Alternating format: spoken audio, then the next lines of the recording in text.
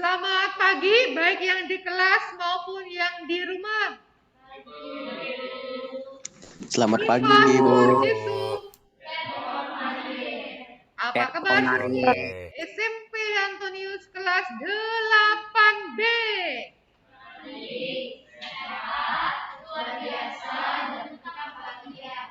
Bahagia? Yang bahagia berdiri. Yang bahagia berdiri. Oke. Kemudian memandang ke kiri. Memandang ke kanan. Lihat ke atas. Lihat ke bawah. Tangan kanannya diputar-putar. Biar gak pegel. Tangan kiri diputar-putar. Dua-duanya. Biar gak pegel ya kan. Ya, dikedepankan lah. Dilempar. Ya. Ke belakang. Oke, boleh duduk lagi. Ya, apa istilahnya biar badan nggak kaku gitu kan. Di rumah kebanyakan duduk ya kan. Karena Bu Guru aja kalau kebanyakan duduk harus gerak dulu supaya apa? Supaya sedikit ada gerakan di tubuh nggak kaku. Baik, selamat datang kembali di kelas agama. Nah, semoga yang di rumah bisa mengikuti ya, bisa mendengarkan. Walaupun Bu Guru tidak bisa mendengarkan nih yang di rumah karena kita terhubung dengan LCD. Nanti mau tanya bagaimana caranya kalau berhubung ke LCD dan tetap bisa suaranya itu kita bisa mendengar yang di rumah. Nah, hari ini kita akan belajar tema bab 6 bagian B.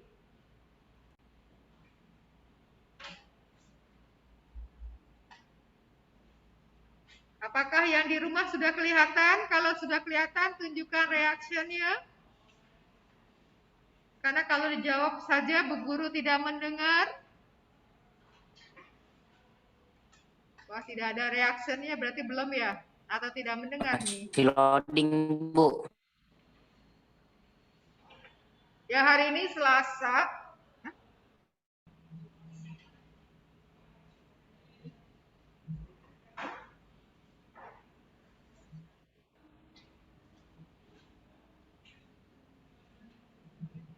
Baik ya, hari ini tema bab 6 bagian B.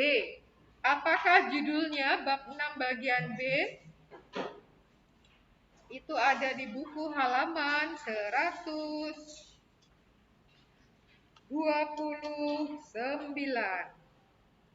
Ya. Apa temanya?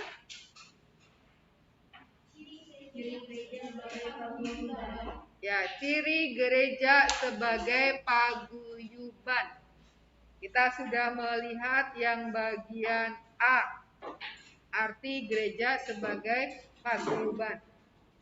Masih dalam KD yang ke-6, kompetensi dasar ke-6.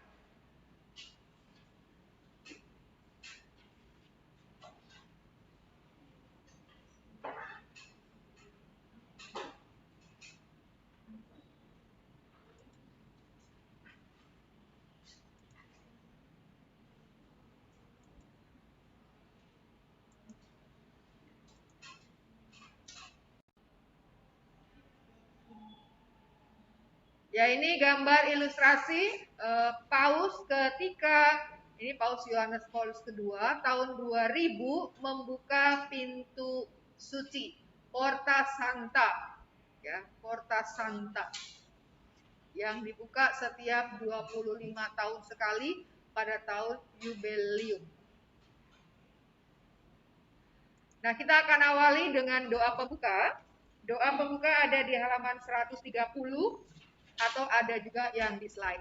Ya, karena kalau kita minta yang doa di rumah, kita nggak dengar ya kan? Kita nggak tahu mereka sudah selesai belum, kayak tadi Bu Guru minta karena mereka sepakatnya di rumah. Jadi sudah selesai belum nggak tahu karena nggak ada apa? Enggak, mereka bisa dengar kita, kita yang tidak bisa dengar mereka. Maka kalian yang berdoa di sini. Kita doakan bersama-sama. Ya, mari kita bersatu dalam doa, dalam nama Bapa dan Putra dan Roh Kudus. Amin. Allah Bapa yang Maha Pengasih dan Penyayang, kami mengaturkan puji dan syukur kepadamu atas berkat dan rahmat-Mu yang kami terima hari ini. Kami berkumpul untuk bersama-sama belajar mengenal ciri gereja-Mu sebagai persekutuan. Bukalah hati dan pikiran kami ya Bapa, agar kami dapat memahami gereja sebagai persekutuan. Demi Kristus Tuhan dan Juru Selamat kami. Amin. Bapa kami yang ada di surga, dimuliakanlah namamu, datanglah kerajaan-Mu, jadilah kehendak-Mu di atas bumi seperti di dalam surga. Berilah kami rezeki pada hari ini, dan ampunilah kesalahan kami, seperti kami pun mengampuni yang bersalah kepada kami. Dan janganlah masukkan kami ke dalam pencobaan, tetapi bebaskanlah kami dari yang jahat. Amin. Santo Antonius, doakanlah kami. Amin. Dalam nama Bapa dan Putra dan Roh Kudus. Amin. Ya, kita sudah buka dengan doa. Ya, ini KD yang ke-6 dan ini tujuan pembelajarannya. Coba satu orang bacakan.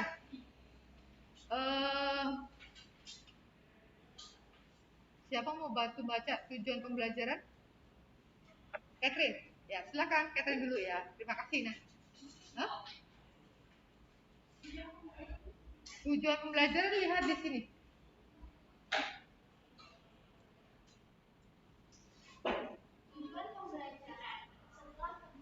Pembelajaran melalui pendekatan saintifik dan akademis selesai peserta didik yang disajikan Indonesia Raya, para rasul dan kisah 2 ayat 41 sampai 47 dapat menjelaskan ciri-ciri gereja sebagai paguyuban sehingga terdorong untuk semakin menghayati dan mewujudkannya dalam kehidupan sehari-hari. Baik, jadi hari ini kita akan melihat teks syahadat atau doa aku percaya atau credo. Ya.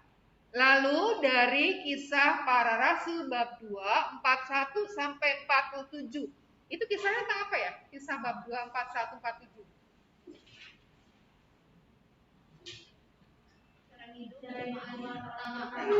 Cara hidup jemaat yang pertama. Jadi nanti kita akan melihat itu. Lalu kita dari syahadat itu dan dari kisah para rasul kita akan melihat apa saja yang menjadi ciri-ciri gereja. Ada yang sudah tahu ada berapa ciri gereja? Kalau tugas gereja ada 5 ya kan? Masih ingat tugas gereja itu apa saja? Liturgia, koinonia, kerigma, martiria, liturgia sudah, diakonia, ya. Kerigma, liturgia, koinonia, diakonia, martiria. Itu 5 tugas gereja. Kalau ciri gereja ada berapa? Ada yang sudah menemukan ada berapa ciri gereja? Ayo, siapa menemukan ciri gereja ada berapa?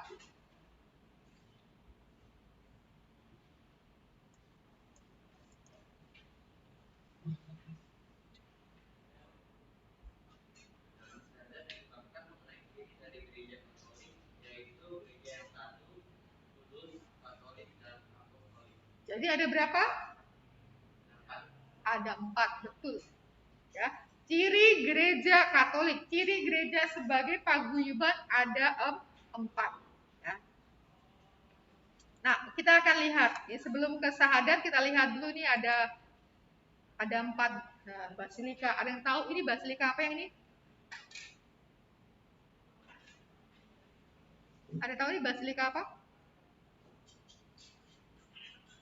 Basilika Santo Petrus, Saint Peter yang ada di Vatikan. Ya, di sini ada makamnya Santo Petrus. Ya, kalau kita lihat siaran langsung itu kalau biasanya Natal atau Paskah itu ada stasiun televisi yang menyiarkan misa dari Vatikan. Nah, di dalam Vatikan itu dekat altar utama itu ada makamnya Santo Petrus. Ya, di gereja ini.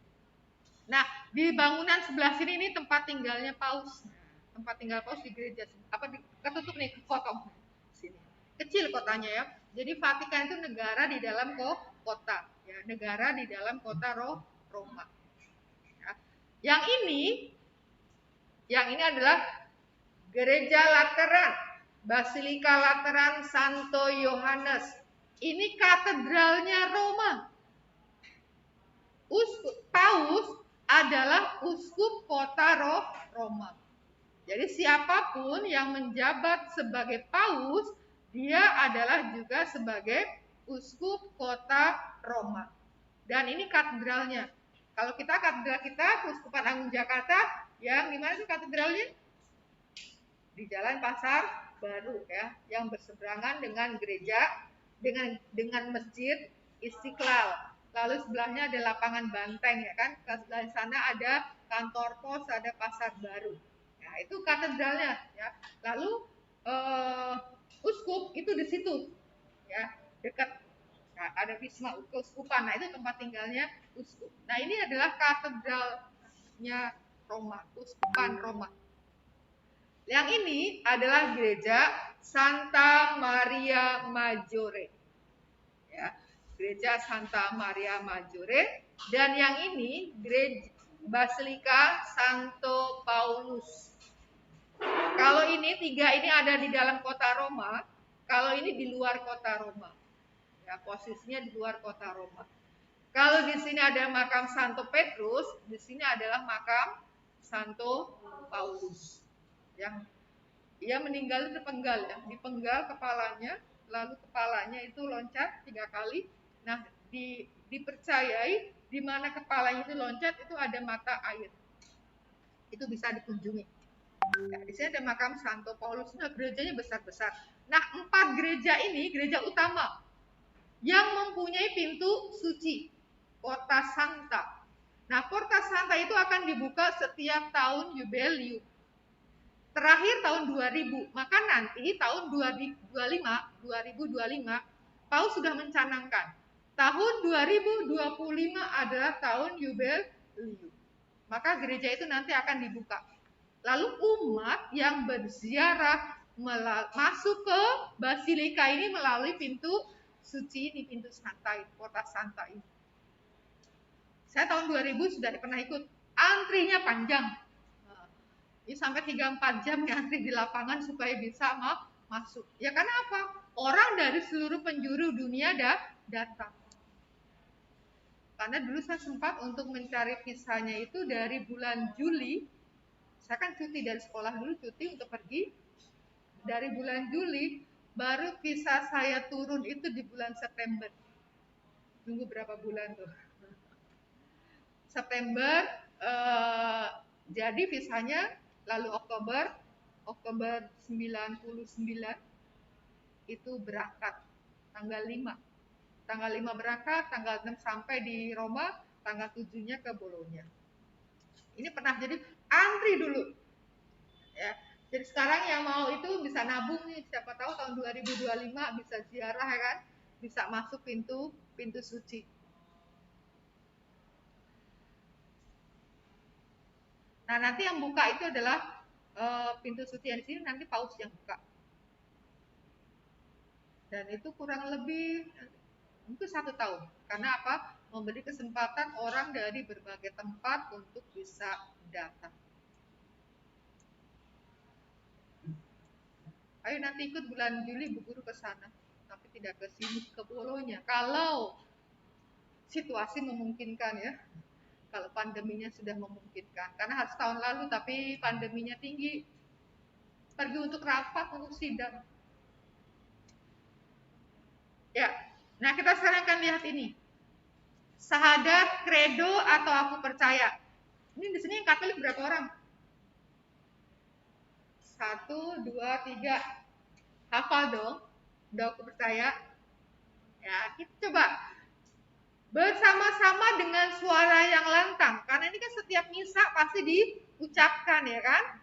Karena pengakuan iman ya. Coba yang Protestan juga punya loh pengakuan iman rasuli. Hanya sedikit beda dikit, beda dikit. Ya. Hanya apa kata-katanya agak berbeda tapi sebenarnya maknanya hampir sama ya, hampir sama ya. Sekarang yang Katolik dulu. Saya mau dengarkan yang Katolik doa aku percaya dengan suara lantang. 1, 2, 3.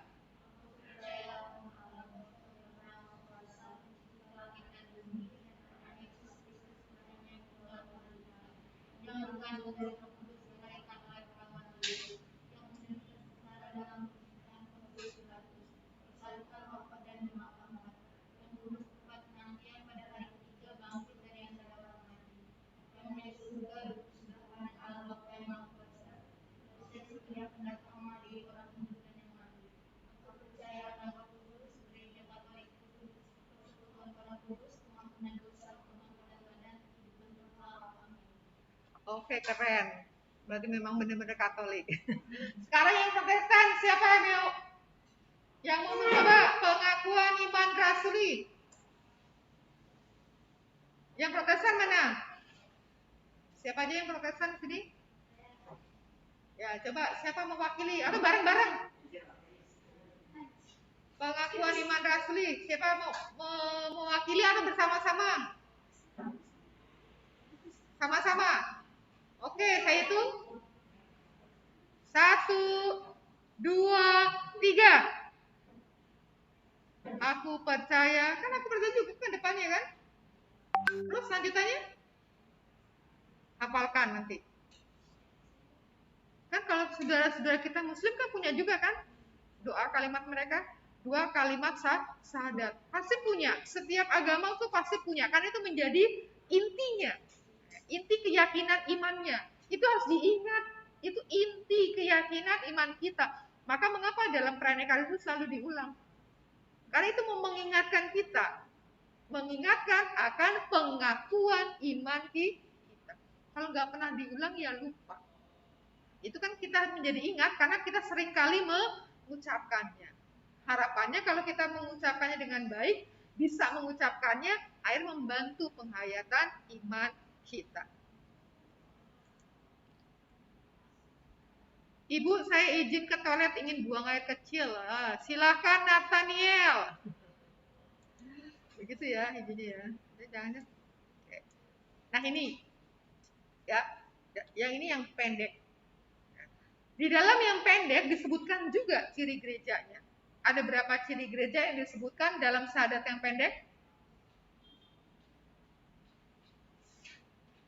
Kalau dalam buku itu yang panjang. Ini yang pendek. Ada berapa? Ada berapa? Jangan pelan-pelan karena yang agak teriak nggak apa-apa supaya yang di rumahnya denger nih. Karena kita bisa kayak satu arah nih jadinya kan. Mereka bisa mendengar kita nggak bisa mendengar mereka. Ya, dalam syahadat yang pendek ini dua jadi disebutkan. Jadi dua sifat gereja yang disebutkan, yaitu gereja Katolik dan gereja yang kudus. Maka di situ gereja Katolik yang kudus. Dua ciri, dua sifat gereja. Gereja yang Katolik, gereja yang kudus. Kalau dalam syahadat yang panjang, ya, syahadat yang panjang ini, ya, yang ada di buku halaman 131, ya, syahadat panjang itu juga disebut syahadat Nisea Konstantinopel. Artinya bahwa syahadat ini dirumuskan pada konsili Nisea Konstantinopel. Ini juga diucapkan di gereja ya, pada hari-hari tertentu. Ya, misalkan hari raya Paskah, hari raya Natal itu seringkali diucapkan yang panjang.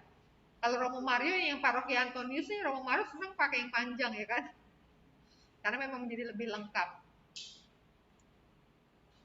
Nah, dalam syahadat yang panjang, syahadat Nisea Konstantinopel, ada berapa ciri gereja yang disebutkan? 4.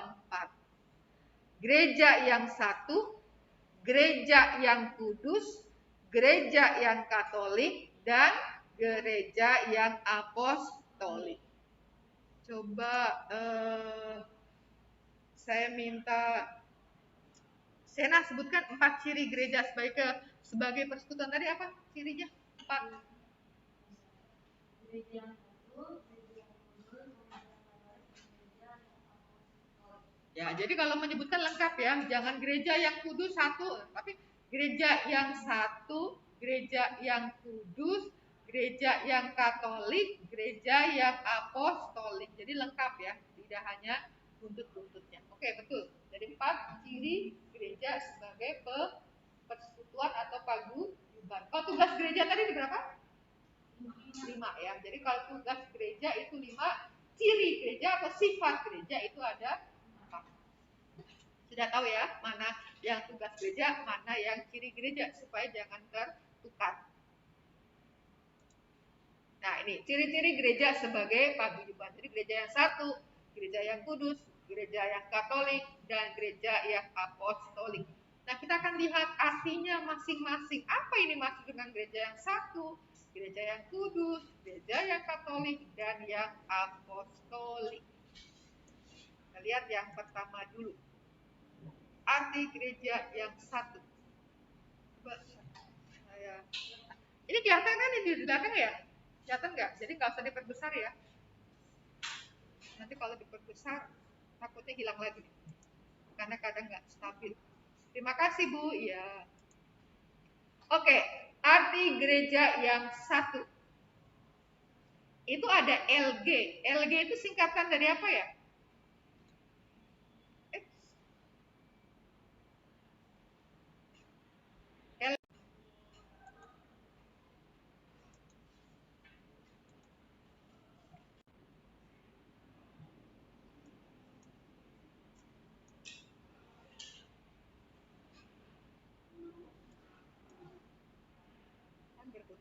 LG singkatan dari LG. Kalau GS masih ingat GS singkatan dari apa? GS. Lupa Bu. Bu lupa. Wah ini berputar-putar. Lupa Bu. GS singkatan dari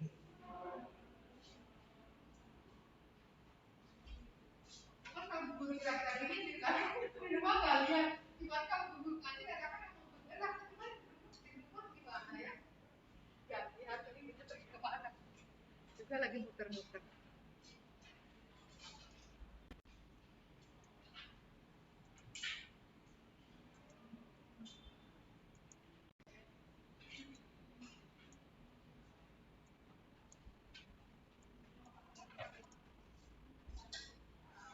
Yang di rumah kelihatan nggak? Tunjukkan dengan reaction dong kalau lihat tampilannya.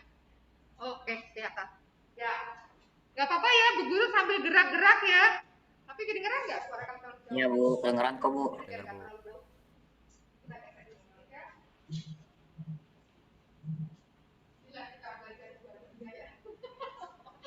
Dunia nyata dan dunia maya. Ya, kalau GS singkatan dari Gaudium et Spes, kegembiraan dan harapan, itu bahasa Latin. Kalau LG, Ibu Guru harus hati-hati megang spidol, jangan sampai yang magnet. Kalau LG itu singkatan dari Life's Good Bu. Karena ada merek kan, merek elektronik kan ada kan LG kan, Life's Good Bu. Kalau ini bukannya Life's Good, tapi adalah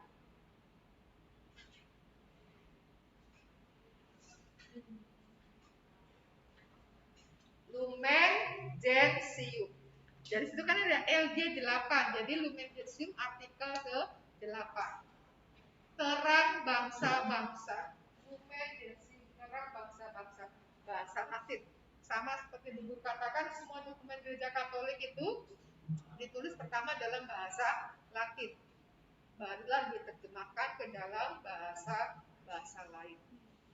Dan judul dokumen itu diambil dari kata-kata yang pertama. Jadi kalau baca dokumen Lumen Gentium Kalimat pertamanya itu pasti Lumen Gentium. Sama kalau kamu baca Puji Syukur. Judul lagu itu diambil dari kata-kata yang pertama. Nanti cek. Hai makhluk semua. Judulnya Hai makhluk semua, maka kali kata-kata pertama itu pasti Hai makhluk semua. Ya. Dokumen gereja juga. Jadi judul itu diambil dari kata-kata yang pertama. Nah, ini salah satu dokumen yang dihasilkan oleh Konsili Vatikan kedua. Tahun berapa? Konsili Vatikan kedua, lupa lagi. Tahun 1962 sampai 1960. Ini Konsili Vatikan kedua. Nah, kita sekarang ini hidup di zaman Konsili Vatikan kedua sampai nanti ada konsili. Konsili apa, Bu? Tergantung tempatnya. Karena nama konsili itu diambil dari nama tempat. Ya, sama kan kita juga ada tuh. Kalau kalian belajar sejarah kan yang perjanjian kan diambil dari nama tempat. Kan ada perjanjian Tinggal Jati, perjanjian Malino dan sebagainya diambil dari nama tempat. Karena apa? Untuk menjadi memori, mengingat lebih mudah. Nah, sekarang kita lihat arti gereja yang satu.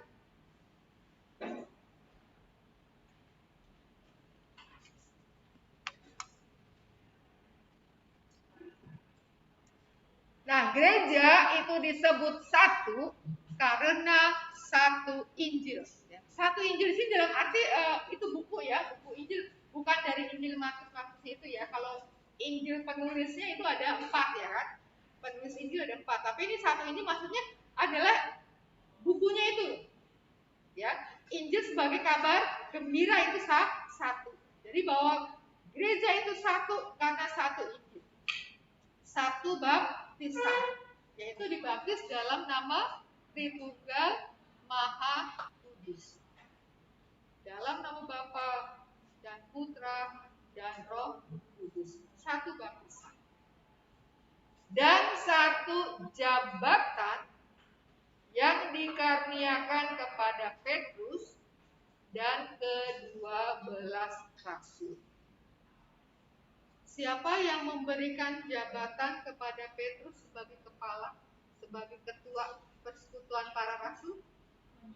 Tuhan Yesus. Nah, Petrus sebagai pimpinan, sebagai kepala, sebagai ketua dari para rasul. Dia dipilih oleh Yesus sendiri. Nah, kemudian dari waktu ke waktu dalam gereja, tugas Petrus sebagai pemimpin, sebagai kepala, sebagai ketua itu diemban atau dipegang oleh yang disebut Paus. Maka Paus itu adalah melanjutkan, meneruskan tugas siapa? Tugas Petrus sebagai kepala, sebagai pemimpin. Maka Paus itu yang sekarang ini adalah pimpinan gereja universal. Lalu tugas para rasul itu diteruskan oleh siapa? Tugas para rasul dilanjutkan oleh para uskup. Ya. Jadi para uskup itu adalah penerus tugas para rasul. Kalau imam itu adalah pembantu uskup. Nah, dalam dinamika kehidupan gereja, jadi tadi bahwa gereja universal itu dipimpin oleh Paus yang melanjutkan tugas Petrus sebagai kepala 12 rasul. Tugas para rasul itu dilanjutkan oleh para Paus. Kan gak mungkin kalau Pausnya itu harus mimpin perayaan Ekaristi berapa negara. Maka diteruskan kepada para uskup. Nah, uskup juga nggak mungkin melaksanakan, memimpin semuanya sendiri ya kan, maka diteruskan oleh para imam. Ya kita bayangkan aja Keuskupan Agung Jakarta yang paroki sudah lebih dari 60, mungkin hampir 68. Minggunya ada, setahun itu udah 52 minggu ya kan. Kalau hanya uskup sendiri yang harus memimpin perayaan Ekaristi, maka umat di Jakarta berapa misalnya?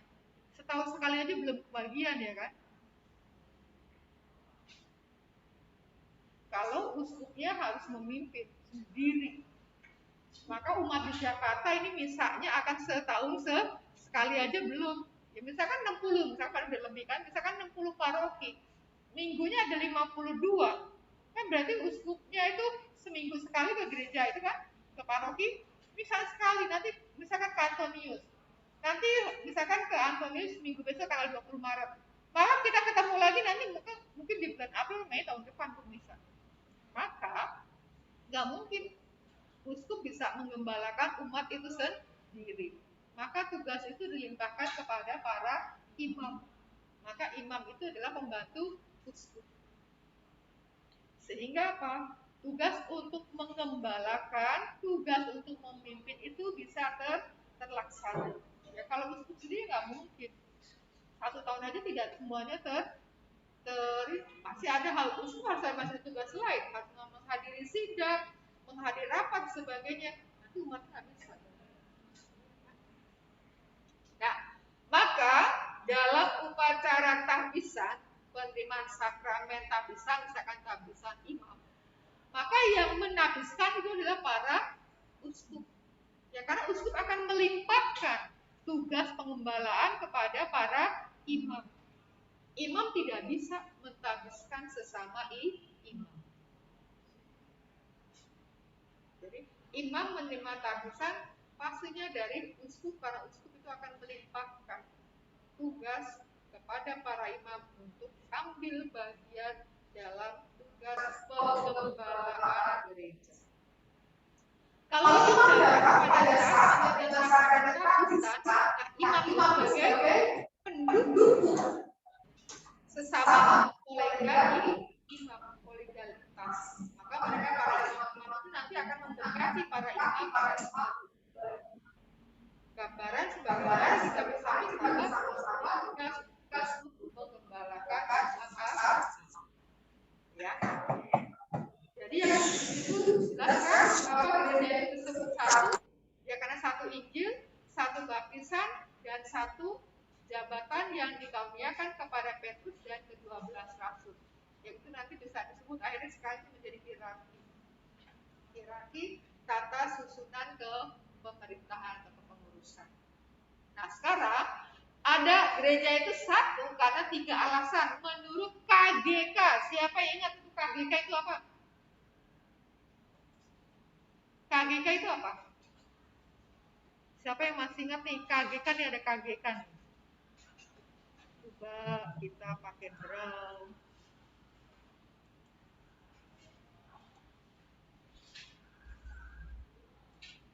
Ini kan ada nih KGK nih kan. Siapa yang tahu KGK singkatan dari? Beatrice singkat nggak? Wah saya menyentuh agak takut juga nih, nanti masih agak nyetrum.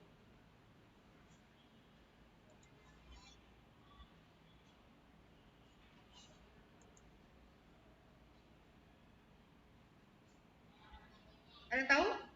Katekismus Gereja Katolik. Ya, jadi KGK itu singkatan dari Katekismus Gereja Katolik. Kalau KHK? Jadi tadi kan KGK.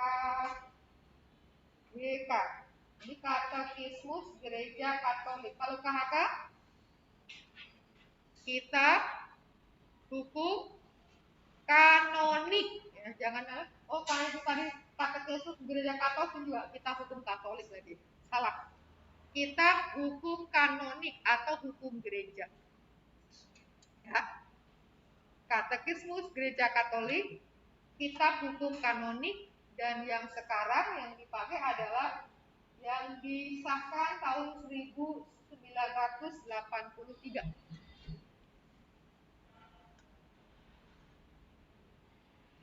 Nah, menurut KGK Ada 3 alasan mengapa gereja itu dikatakan satu.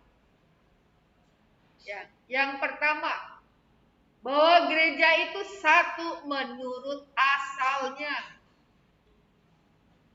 Jadi asal satu. Dari mana asalnya? Yaitu dari Tritunggal Maha Kudus. Kesatuan Allah tunggal dalam 3 pribadi. Hakikatnya satu Allah, tetapi mewujud dalam 3 pribadi yang masing-masing punya peranannya. Allah Bapa, Allah Putra, Allah Roh Kudus. Allah yang menciptakan, Allah Putra yang mengerjakan karya keselamatan, Allah Roh Kudus yang memelihara, yang melanjutkan karya penciptaan sampai akhir zaman. Kapan akhir zamannya? Gak tahu, ya kan? Karena yang tahu hanya Bapak, ya kan? Anak aja nggak tahu kapan itu akhir zaman. Jadi gereja satu itu karena asalnya, dan asalnya adalah dari Tritunggal Maha Kudus. Yang kedua, bahwa gereja itu satu menurut pendirinya, dan pendirinya adalah Yesus Kristus. Jadi pendiri gereja adalah Yesus yang sudah dimulai sejak Yesus memilih para rasul. Jadi ketika Yesus memilih para rasul itu menjadi cikal bakal lahirnya gereja. Lalu gereja itu secara resmi berdiri sebagai gereja pada hari raya Pentakosta. Jadi pembentukan gereja itu sudah dimulai. Ya sama di sini kalau mau lahirnya sebuah paroki kan tidak ujuk-ujuk, ya. Ada prosesnya, harus ada umatnya dulu baru bisa lahir paroki. Bukan harus ada paroki di gedungnya dulu, enggak. Harus ada umatnya dulu. Ya. Jadi dari asalnya yaitu Allah Tritunggal, kemudian dari pendirinya yaitu Yesus Kristus. Kemudian bahwa gereja itu satu dilihat juga dari jiwanya. Dan jiwa gereja itu siapa?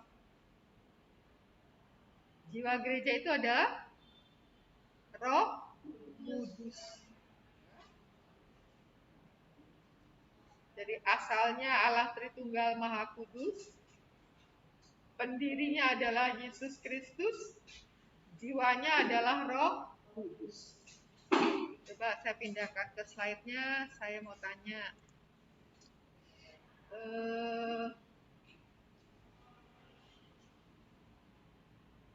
Catherine, tadi kan dikatakan gereja itu satu.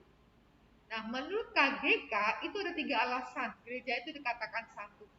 Apa?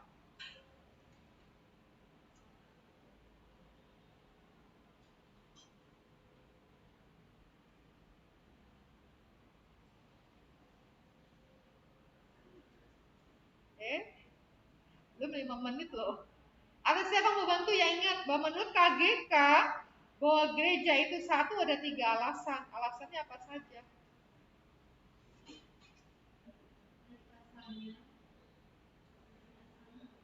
Ya, dari asalnya. Dari mana asalnya?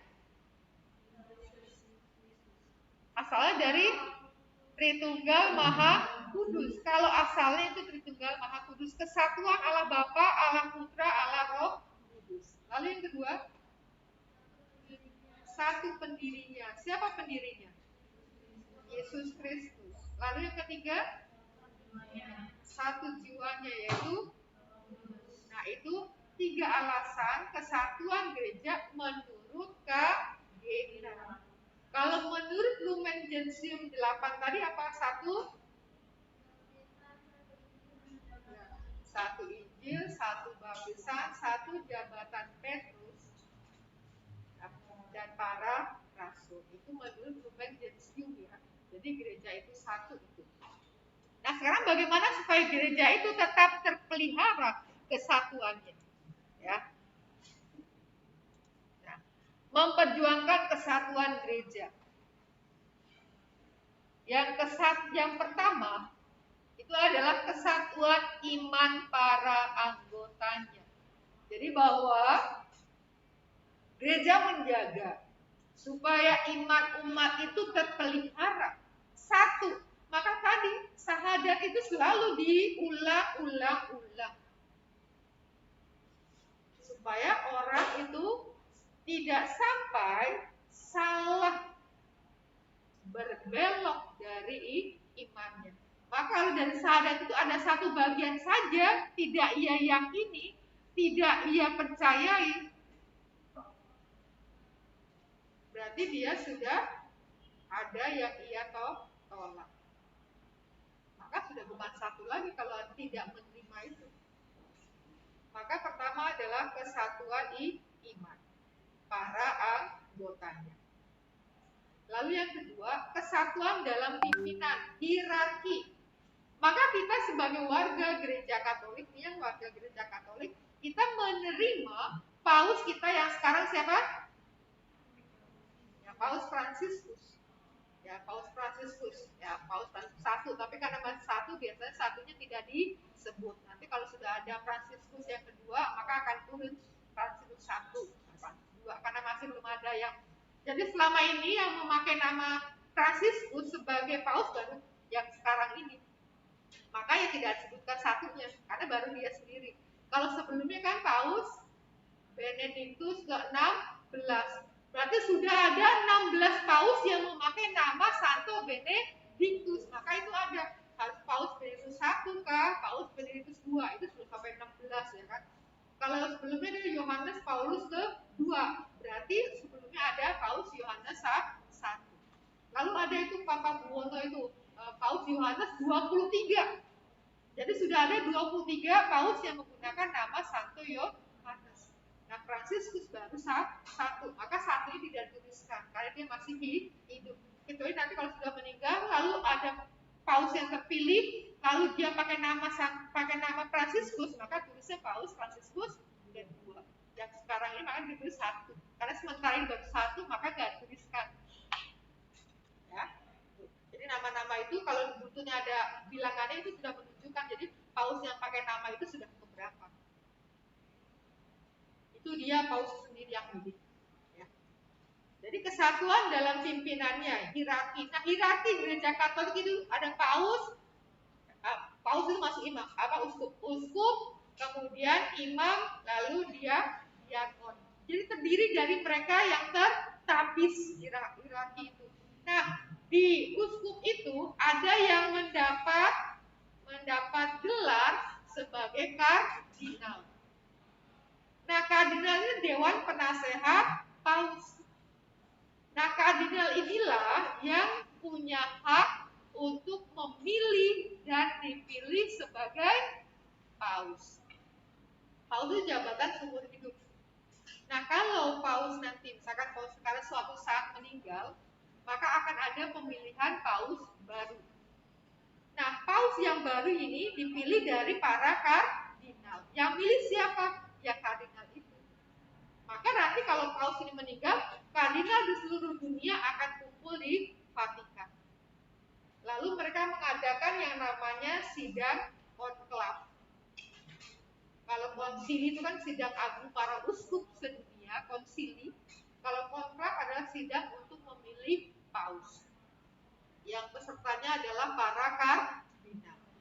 Nah, kita Uskup Agung Jakarta adalah seorang kardinal. Maka ia nanti kalau ada konklav, dia berhak memilih dan berhak untuk dipilih. Nah, itu nanti di sana di namanya tempatnya itu Kapel Sistina. Itu ada kapel-kapel kecil-kecil di dalam kapel itu. Nah, nanti mereka akan masuk ke ruang-ruang kapel itu berdoa, mohon terang Roh Kudus siapa yang akan dipilih untuk menjadi pimpinan gereja universal, gereja semesta. Ya, kamu kayak pemilihan dulu, kalau pemilihan ketua kelas kasih kertas nulis nanti dikumpulkan. Lalu dilihat namanya sudah ada belum yang dominan, yang mendapat suara mayoritas. Nah, kalau belum, lalu kertas itu dibakar. Bakar lalu nanti akan keluar tubuh. Tubuh itu akan keluar asap. Nah, kalau lihat asapnya hitam, berarti belum ada paus yang terpilih. Mereka masuk lagi ke kamar-kamar kecil,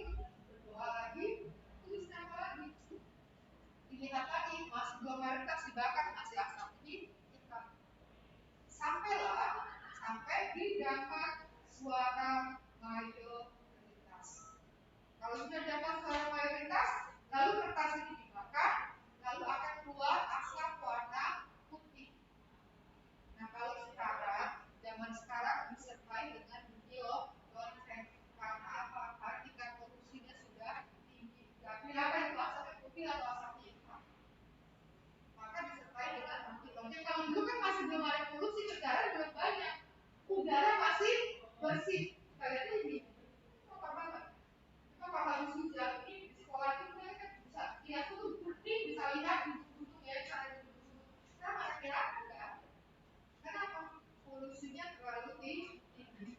Kalau malam coba di Jakarta mau lihat bintang bisa nggak? Lama, susah banget bisa lihat bintang ya kan? Bukan bintang yang nggak ada, tapi karena nggak kelihatan. Cuma kalau kita tidak pergi ke kampung, ke daerah, kalau malam itu masih kelihatan bintangnya kan? Kenapa? Masih bersih. Kita polusinya yang tinggi, sampai kita tidak bisa melihat. Ya.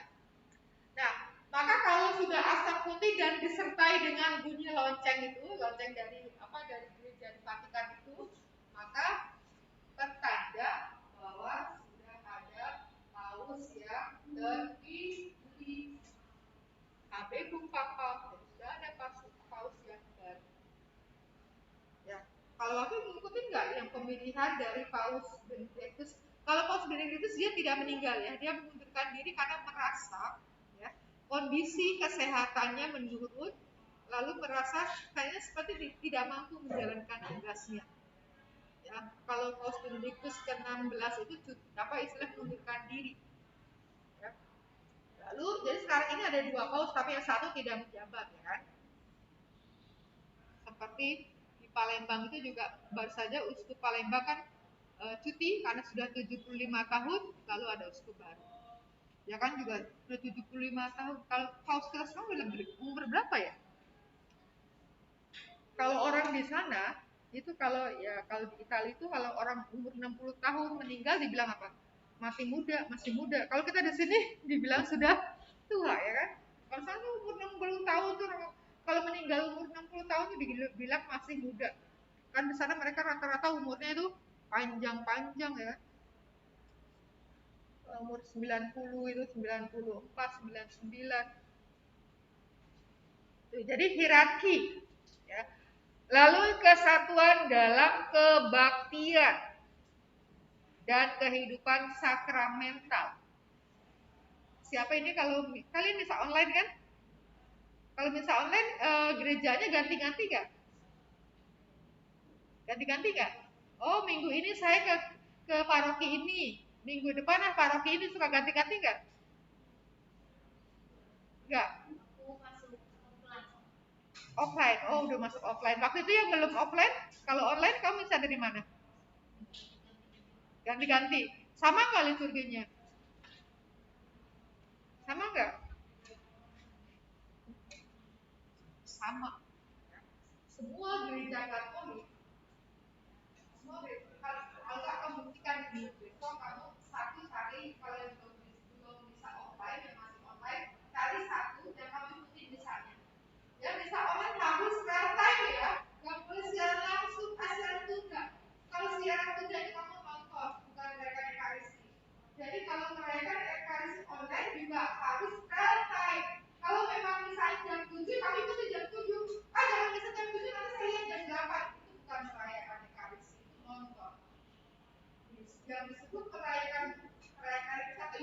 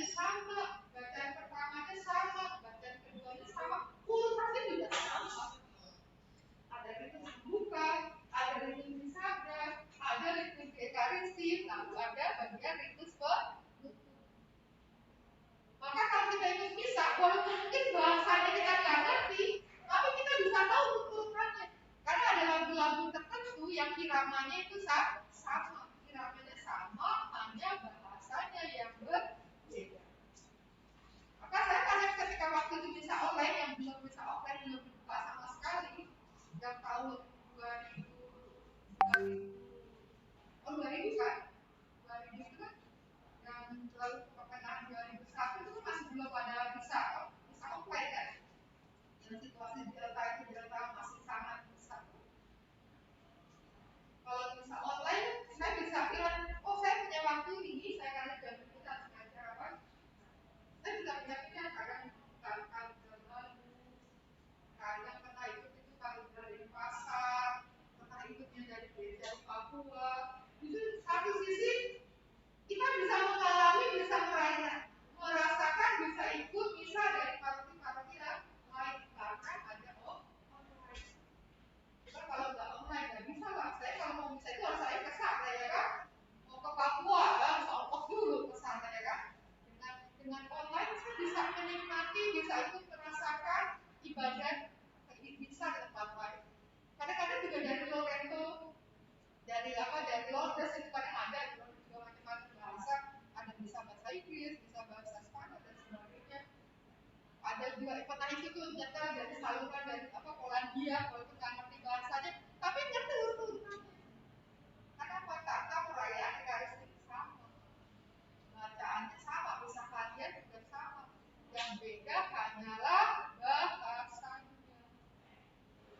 Itulah maka kita ada kesatuan dalam bidang ibadah, bidang liturgia, perayaan sakramental. Ya pembaptisan sama, orang desa dibaptis seperti apa? Ya dituangkan air. Ya, jadi kesatuan dilihat dari kesatuan iman, kesatuan pimpinan atau hierarki gereja, dan juga kesatuan dalam kebaktian. Nah ini diupayakan, terpelihara untuk menjaga kesatuan gereja.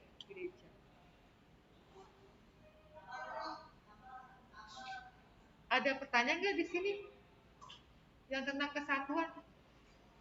Jadi gereja itu disebut satu tadi ya, menurut LG ya, kesatuan Injil, satu baptisan, satu pimpinan ya kan. Kemudian kalau menurut KGK ada 3 alasan. Yang pertama tadi apa?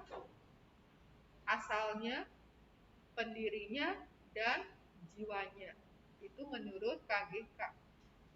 Lalu ini adalah usaha-usaha untuk mempertahankan agar kesatuan gereja itu tetap terpelihara. Ya, menjaga kesatuan iman, menjaga kesatuan pimpinan, dan juga menjaga kesatuan dalam kebaktian. Maka kalau di pimpinan gereja yang nyeleneh itu apa ya? Menyimpang, maka bisa mendapatkan skisma. Skisma itu ada dikeluarkan. Kalau tidak setia. Bisa diputuskan permanen, bisa sementara.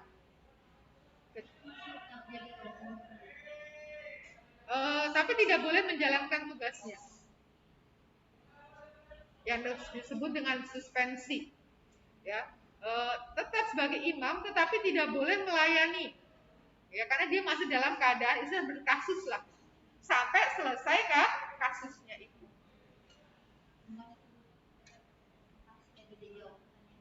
Iya, jadi yang menetapkan itu adalah uskup. Melihat kok, misalkan ada laporan nih, Romo ini gini, melakukan penyelidikan. Kalau memang itu benar, melakukan tindakan-tindakan yang tidak pantas dan sebagainya, maka kena suspensi. Nah, suspensi itu berjangka waktu, tergantung dari tingkat kesalahannya itu. Lalu diberi kesempatan kepada imam itu untuk merefleksikan. Ya. Kalau bisa diubah, bisa diperbaiki, maka bisa dikembalikan. Ya. Untuk bisa memimpin perayaan Ekaristi, melayani. Tetapi kalau dari dirinya tidak mau berubah, tidak mau bertobat, ya sudah diputus, air bisa dikeluarkan. Kalau sudah dikeluarkan, sudah tidak boleh melayani sakramen. Kalau dia melayani menjadi tidak sah, mendatangkan dosa. Ya. Lalu kesatuan dalam pembaktian.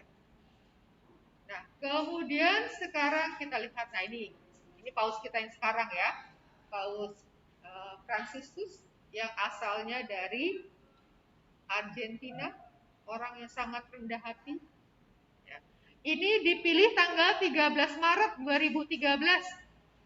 Berarti baru saja dia kemarin merayakan ya.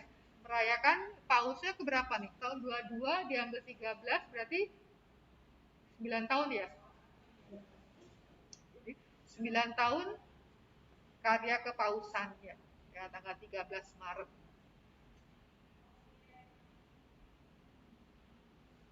Nah, kalau ini nih ya, uskup kita Monsinyur Ignatius Kardinal Suharyo. Ya, maka dia nanti kalau paus ini meninggal, ya kita bukan mendoakan ya, pasti kan setiap orang pasti meninggal ya kan, cuma nggak tahu kapannya. Kalau paus meninggal, maka ini ikut dalam sidang konklave, maka bisa dipilih dan bisa memilih. Lalu kalau terpilih nanti bisa milih nama pausnya maunya apa.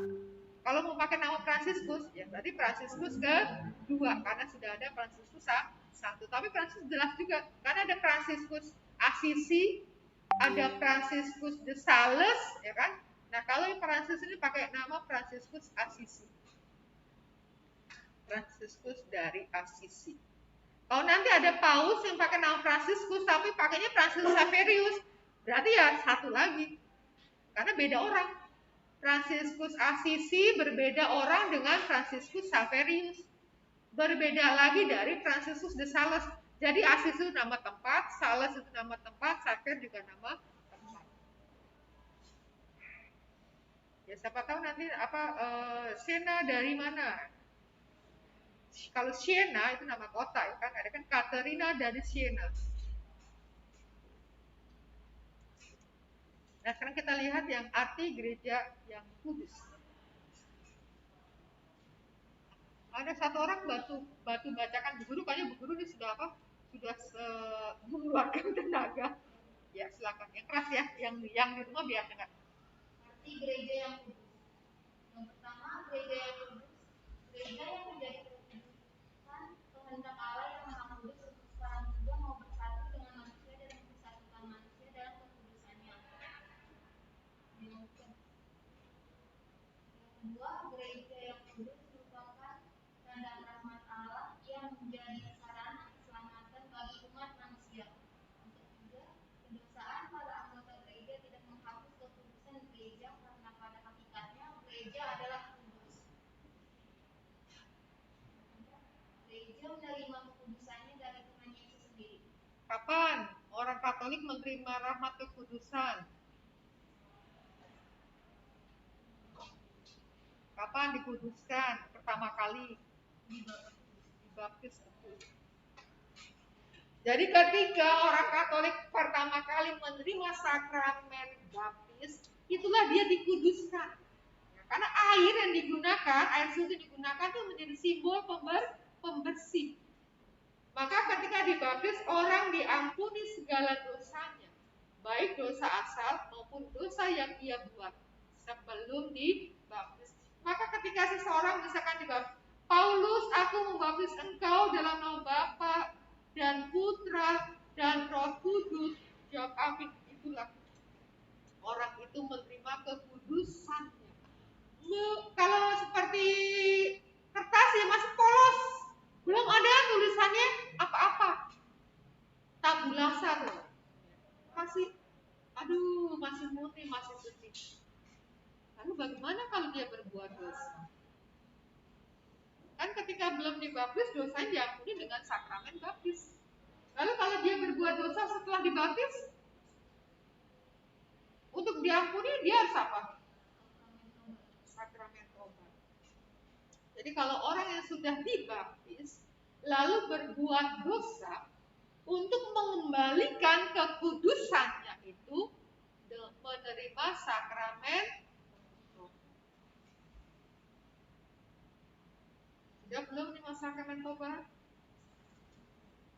Jangan ditunda-tunda ya, jangan sampai itu. Saya pernah itu melayani penerimaan komuni pertama, persiapannya. Lalu kan orang tua juga wajib ngaku dosa kan? Ada orang tua yang mengatakan, Bu, saya sudah 10 tahun gak ngaku dosa.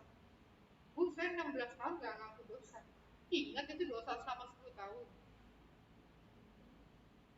Apalagi sampai 16 tahun gak ngaku dosa. Ingat dosanya. Maka, karena sebenarnya apa ya? Kalau ngaku dosa itu jangan takut romonya ingat. Ngapain ingat romo, ingat dosa orang ya kan? Karena pastor itu juga punya sumpah ya kan? Janji untuk tidak membocorkan rahasia pengakuan dosa. Nah itu tadi kalau ada sampai romo membocorkan pengakuan dosa, dia kena suspensi, bisa kena suspensi. Maka kita omong apa saja silakan. Dosa kita, jangan dosa tetangga yang diomongkan. Pastor, saya mengaku dosa. Itu kemarin tetangga saya ngambil uang saya. Ini dosa kamu atau dosa tetangga? Jadi kalau kita ngaku dosa, yang kita akuan dosaku.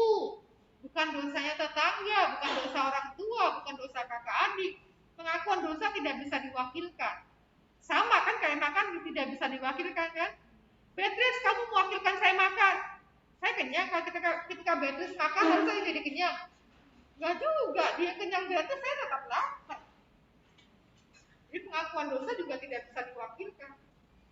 Gak bisa kamu datang kepada imam, Romo, saya mau mengaku dosa atas nama Bung Marcel. Ya gak bisa. Saya tidak akan pernah mendapatkan pengampunan dosa ketika saya tidak mengaku dosa. Jadi ketika ngaku dosa, akukanlah dosamu, bukan dosa tetangga. Nanti kalau dosa tetangga, jangan apa kita mengaku dosa malah ngomongin dosa orang ya kan? Malah ngaku dosa berbuat dosa ya kan? Kamu ngomongin keburukan orang. Lalu gereja menerima kekudusannya dari Tuhan sendiri. Maka dikatakan kedosaan para anggota tidak menghapus kekudusan gereja. Karena pada hakikatnya gereja adalah kudus. Jadi sebenarnya ketika kita dikuduskan, kalau kita berbuat dosa, kita mencemarkan diri kita sebagai orang yang sudah dikuduskan. Benar ya, kalau seperti halnya susu putih ya, susu putih. Kemudian ada kesalahan kecil, jatuh itu tinta, warna apa tinta. Lalu susu itu apakah masih akan tetap putih? Berubah warna ya kan? Tergantung banyaknya yang masuk itu. Yang sama dengan kita yang sudah dikuduskan itu bisa kita tuh mengganggu ya, bisa merusak bisa mencemarkan kekudusan kita. Dalamnya besarnya kerusakan itu ya tergantung besar kecilnya dosa yang kita lakukan. Apa tadi yang susu kan ada peribahasa kan, karena titik senila ya kan rusaklah susu sebelanga. Jadi karena titik nila kecil aja tuh, nila tuh pernah lihat cumi-cumi nggak? Kan ada apa? Ada tintanya itu kan? Kalau tintanya ketetes saja, atau tintanya itu ketika membersihkan itu tintanya itu apa? Sobek, maka cumi-cuminya itu kan jadi warnanya apa? Ungu. Atau kamu pernah nggak bersihkan ayam? Ada kantong pedunya kan? Maka dijaga ketika membersihkan ayam, pedunya jangan sampai apa? Jangan sampai pecah. Kalau pedunya pecah maka akan pahit. Maka ketika kamu pernah bersihkan, bantu bersihin ayam nggak sih ya? Kalau ini maka kalau motong sendiri nih, kalau bersihkan tuh empedunya tuh yang warnanya agak hijau tua itu, jangan sampai pecah. Kalau pecah itu akan membuat pahit dan dia yang kena cairan itu. Sama juga ketika membersihkan cumi-cumi itu tintanya itu jangan sampai rusak. Kalau rusak itu tangan kita jadi ungu, lalu semuanya juga jadi ungu. Walaupun sebenarnya juga ungu itu bisa dimasak juga rupanya kalau yang pintar masak ya. Ya, jadi ketika anggota gereja yang sudah dibaptis dia berdosa, maka untuk memulihkan itu menerima sakramen tobat. Dan sakramen tobat langsung ya, nggak bisa diwakilkan ya. Nggak nanti Sena mengaku dosa misalkan, terus Sena, saya nitip ya. Ada. Nitip aku dosa. Aduh. Kalau nitip kacang goreng ya bisa. Sena, nitip kacang goreng masih bisa. Nah, bagaimana cara memperjuangkan kekudusan gereja? Nah, ini caranya. Kalau tadi kan memperjuangkan kesatuan, kan tadi kesatuan iman, ya kan, kesatuan hierarki, kesatuan liturgi, peribadatan. Nah, kalau ini saling memberi kesaksian untuk hidup sebagai putra-putri Allah. Martiria.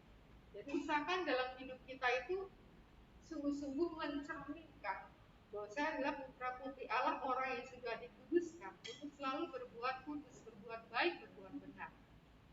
Terlibat aktif dalam seluruh kegiatan gereja yang bersifat sakramental. Ini tiap minggu yang Katolik sudah ikut misa, baik offline atau online selalu misa. Lalu yang Kristen ikut ibadah tiap minggu, oke. Ya itu. Lalu terlibat dalam kegiatan sosial, pendalaman iman dan sebagainya. Nah, nanti kita lanjutkan minggu depan. Ya, kita minggu dua lagi. Ya kan, gereja yang Katolik dan gereja yang Apostolik. Ya, silakan siapa doa penutup? Lalu kita nyanyikan Mars SMP. Siapa doa penutup? Ya, ada di halaman 135. Siapa doa penutup? Ya. Atau bareng-bareng aja? Oke, bareng-bareng. Ya. Doa penutup kita doakan bareng-bareng halaman 135. Mari kita berdoa dalam nama Bapa dan Putra dan Roh Kudus. Amin. Allah Bapa yang Maha Pengasih dan Penyayang, terima kasih atas penyertaan-Mu dalam belajar kami hari ini. Mohon berkat-Mu ya Tuhan, agar kami semakin mampu menghayati ciri gereja-Mu yang satu, kudus, katolik, dan apostolik. Ajarlah kami untuk mengusahakan kesatuan dan kekudusan kami. Ajari pula agar kami mampu mewujudkan kekatolikan kami dan persekutuan kami seturut teladan para rasul. Demi Kristus Tuhan dan Juru Selamat kami. Amin. Salam Maria, penuh rahmat, Tuhan sertamu. Terpujilah engkau di antara wanita dan terpujilah buah tubuhmu Yesus. Santa Maria, Bunda Allah, doakanlah kami yang berdosa ini sekarang dan waktu kami mati. Amin. Santo Antonius, doakanlah kami. Amin. Dalam nama Bapa dan Putra dan Roh Kudus. Amin. Kita nyanyikan Mars, mudah-mudahan bunyi.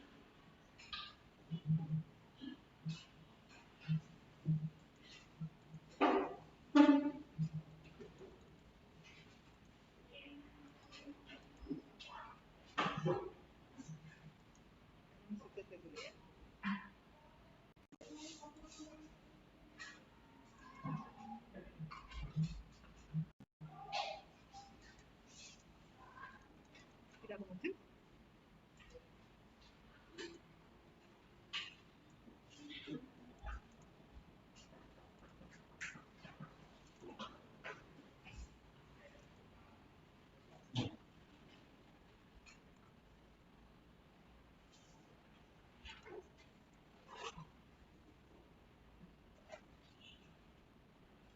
Layarnya gelap, kegelapan datang. Berputar-putar.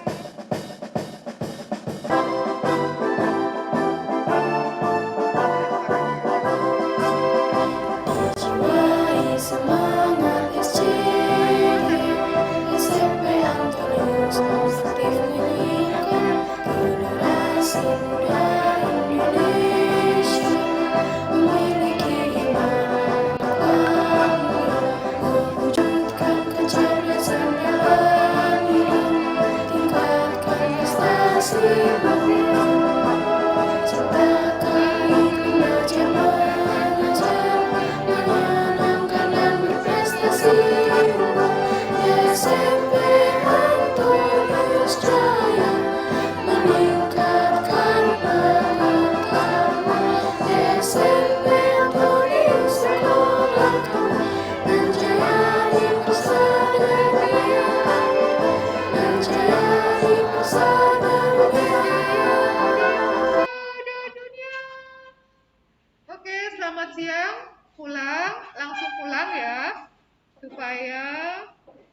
Sampai rumah bersih-bersih, mandi. Ya, ganti semuanya. Karena kita tidak tahu ya kan. Virusnya nggak kelihatan tapi ada. Ya. Sampai rumah istirahat, bersih-bersih, sampai ketemu lagi kamu di sekolah nanti hari Rabu Kamis ya. Oke. Ya, lalu nanti Bu Guru minta tolong yang tisu di luar tuh masukin ke dalam, takutnya kalau hujan nanti akan menjadi basah. Ya, tisu yang di wastafel bisa masukin. Oke.